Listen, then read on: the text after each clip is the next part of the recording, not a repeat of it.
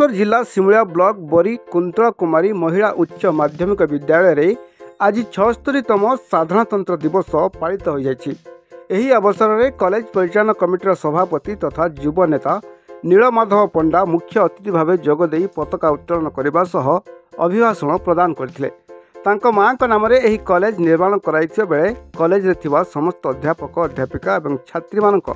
तांको प्रति थिबा भल पाइबा तांको सबु बेले उत्साहित करथाय बोली से प्रकाश करबा सह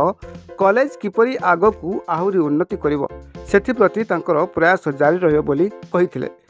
परे एक सभार आयोजन करा जाई छात्रीक द्वारा सांस्कृतिक कार्यक्रम अनुष्ठित होइतला एवं कृति छात्री मानकू अतिथिक द्वारा पुरस्कार प्रदान करा जायतला।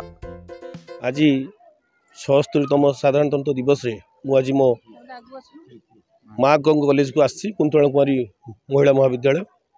मो सहित आम स्टाफ मैंने अच्छा जहाँ आज गोटे आनंदर दिन भारत वर्ष आज गोटे गर्व गौरवर दिन तेणु आज माने आम स्टाफ माने पिला माने एते खुशी से माने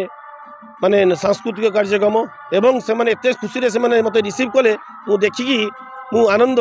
लाभ करुच्ची। तेणु धन्यवाद सब कर्मकर्ता मानू जहाँ ये कॉलेज रो आगामी दिन में कॉलेज केमी आहरी उत्तरतर उन्नति हो आम +3 करूँ चिंता करूँ आहरी ये कॉलेज अनुष्ठान खोलिया तेणु धन्यवाद स्टाफ और कार्यकर्ता मानू।